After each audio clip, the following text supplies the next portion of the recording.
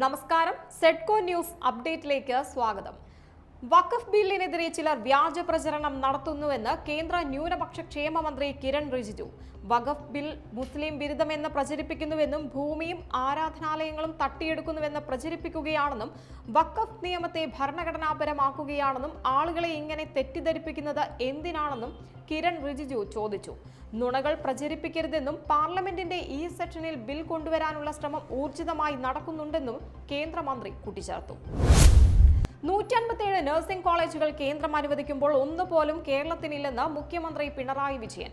ഇതിൽ വലിയ വിഷമം ഇല്ലെന്നും എയിംസ് പോലും ഇല്ലാത്ത സംസ്ഥാനമാണ് കേരളമെന്നും ഓരോ വർഷവും കേന്ദ്രത്തിനോട് ചോദിക്കുന്നുണ്ടെന്നും അദ്ദേഹം പറഞ്ഞു. എയിംസിനുള്ള മാനദണ്ഡം നോക്കിയാൽ അർഹതയില്ലെന്ന് ആരും പറയില്ലെന്നും നമുക്ക് കാത്തിരിക്കാം എന്നല്ലാതെ എന്തു ചെയ്യാമെന്നും മുഖ്യമന്ത്രി ചോദിച്ചു. നെട്ടയം ശാരദ നഴ്സിംഗ് കോളേജ് ഉദ്ഘാടന വേദിയിലായിരുന്നു മുഖ്യമന്ത്രിയുടെ പ്രതികരണം. സെക്രട്ടേറിയറ്റിന് മുൻവശത്ത് മുടി മുറിച്ചെറിഞ്ഞും തല മുണ്ടനം ചെയ്തും പ്രതിഷേധിച്ച് ആശാ സമരക്കാർ. 50-ാം ദിവസം പിന്നിട്ടിട്ടും അനുഭവമില്ലാത്ത സർക്കാർ നിലപാടിനെതിരെ എന്ന മുദ്രാവാക്യത്തോടെയായിരുന്നു സഹന സമരം. ഓണറേറിയം 21,000 രൂപയാക്കുക, വിരമിക്കൽ ആനുകൂല്യത്തിനും പെൻഷനും പരിഗണിക്കുക തുടങ്ങിയ ആവശ്യങ്ങളാണ് ആശാ വർക്കർമാർ മുന്നോട്ട് വെക്കുന്നത്. അതേസമയം സെക്രട്ടേറിയറ്റിന് മുന്നിൽ തലമുണ്ടനം നടത്തിയവർ പ്രതിഷേധിക്കേണ്ടത് ദില്ലിയിലാണെന്ന് പൊതുവിദ്യാഭ്യാസ തൊഴിൽ വകുപ്പ് മന്ത്രി വി ശിവൻകുട്ടി പറഞ്ഞു.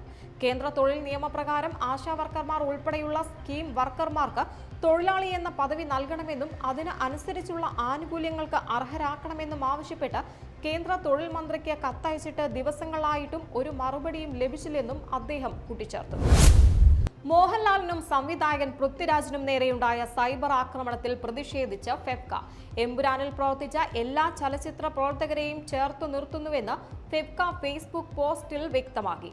സാമൂഹിക മാധ്യമങ്ങളിലൂടെ നടക്കുന്ന ആക്രമണം നിർഭാഗ്യകരവും പ്രതിഷേധാർഹവുമാണെന്നും വിമർശനങ്ങളെ സ്വാഗതം ചെയ്യുന്നുവെന്നും എന്നാൽ അത് അധിക്ഷേപവും ഭീഷണിയും ചാപ്പകുത്തലുമാകരുതെന്നും ഫെഫ്ക വ്യക്തമാക്കി. സംസ്ഥാന സർക്കാർ സമർപ്പിച്ച 2 വൻ ടൂറിസം പദ്ധതികൾക്ക് കേന്ദ്ര ടൂറിസം മന്ത്രാലയത്തിന്റെ അനുമതി. സ്വദേശ് ദർശൻ 2.0 സ്കീം പരിധിയിൽ ഉൾപ്പെടുത്തിയാണ് 169 കോടി രൂപയുടെ അനുമതി. Alappuzha A global water Wonderland എന്ന പദ്ധതിക്ക് 93 കോടി രൂപയും മലമ്പുഴ ഉദ്യാനവും പാർക്കും മോടി പിടിപ്പിക്കുന്നതിന് 75 കോടി രൂപയുമാണ് അനുവദിച്ചത്. തൃശൂർ പൂരം വെടിക്കെട്ട് അനുമതിയിൽ ജില്ലാ ഭരണകൂടം നിയമോപദേശം തേടും. വേല വെടിക്കെട്ടിന് ഹൈക്കോടതി അനുമതി നൽകിയ സാഹചര്യത്തിൽ തൃശൂർ പൂരം വെടിക്കെട്ടിന് അനുമതി നൽകാൻ കഴിയുമോ എന്നാണ് നിയമോപദേശം തേടുന്നത്. തിരുവമ്പാടി, പാറമേക്കാവ് ദേവസ്വങ്ങൾക്ക് വേലയ്ക്ക് വെടിക്കെട്ടിന് അനുമതി ലഭിച്ച സാഹചര്യത്തിലാണ് അഡ്വക്കേറ്റ് ജനറലിനോട് നിയമോപദേശം തേടുന്നത്. ഉത്സവത്തിനും മേടവിഷുവിനോടനുബന്ധിച്ചുള്ള പൂജകൾക്കുമായി ശബരിമല നട നാളെ തുറക്കും. വൈകിട്ട് 4 മണിക്ക് തന്ത്രി കണ്ഠരര് രാജീവരുടെ സാന്നിധ്യത്തിൽ മേൽശാന്തി അരുൺകുമാർ നമ്പൂതിരി നട തുറന്ന് ദീപം തെളിയിക്കും. ഏപ്രിൽ 2 രാവിലെ 9:45-നും 10:45-നും മധ്യേ തന്ത്രി കണ്ഠരര് രാജീവരുടെ കാർമ്മികത്വത്തിൽ ഉത്സവത്തിന് കൊടിയേറും. ഏപ്രിൽ 11-നാണ് പമ്പാ നദിയിൽ ആറാട്ട്. ഉത്സവം കഴിഞ്ഞ വിഷുവിനോടനുബന്ധിച്ചുള്ള പൂജകൾ നടക്കുന്നതിനാൽ തുടർച്ചയായി 18 ദിവസം ദർശനത്തിന് അവസരം ലഭിക്കും. കോഴിക്കോട് നാദാപുരം കല്ലാച്ചിയിൽ കഴിഞ്ഞ ദിവസം നടുറോഡിൽ വെച്ച് പടക്കം പൊട്ടിച്ച യുവാക്കൾക്കെതിരെ പോലീസ് കേസെടുത്തു. പൊതുസ്ഥലത്ത് സ്ഫോടക വസ്തുക്കൾ ഉപയോഗിച്ചതിനെതിരെയാണ് നാദാപുരം പോലീസ് കേസെടുത്തത്. കല്ലാച്ചിയിലും വാണിമേൽ ടൗണിലും ഗതാഗതം തടസ്സപ്പെടുത്തിക്കൊണ്ട് ഏതാനും പേർ നടുറോഡിൽ വെച്ച് പടക്കം പൊട്ടിക്കുകയായിരുന്നു. സംഭവത്തിൽ കണ്ടാലറിയാവുന്ന 50ഓളം പേർക്കെതിരെയാണ് കേസ്. ആഴക്കടൽ ഖനനത്തിനായുള്ള എല്ലാ നീക്കങ്ങളും നിർത്തിവെക്കണമെന്നാവശ്യപ്പെട്ട് പ്രധാനമന്ത്രി നരേന്ദ്രമോദിക്ക് പ്രതിപക്ഷ നേതാവ് രാഹുൽ ഗാന്ധി കത്തയച്ചു. ഖനനം അനുവദിക്കുന്ന ടെൻഡറുകൾ റദ്ദാക്കണമെന്ന് രാഹുൽ ഗാന്ധി കത്തിൽ ആവശ്യപ്പെട്ടു. പദ്ധതി ഉണ്ടാക്കുന്ന ആഘാതങ്ങളെക്കുറിച്ച് പഠിക്കാതെ സ്വകാര്യ കമ്പനികൾക്ക് കടൽ മണൽ ഖനനത്തിന് അനുമതി നൽകുന്നത് ആശങ്കയുണ്ടാക്കുന്നുവെന്ന് കത്തിൽ ചൂണ്ടിക്കാട്ടി. ഛത്തീസ്ഗഡിൽ സുരക്ഷാ സേനയും മാവോയിസ്റ്റുകളും തമ്മിലുണ്ടായ ഏറ്റുമുട്ടലിൽ ഒരു മാവോയിസ്റ്റിനെ സുരക്ഷാ സേന വധിച്ചു. സർക്കാർ 25 ലക്ഷം രൂപ തലയ്ക്ക് ഇനാം പ്രഖ്യാപിച്ച മാവോയിസ്റ്റ് രേണുകയാണ് കൊല്ലപ്പെട്ടത്.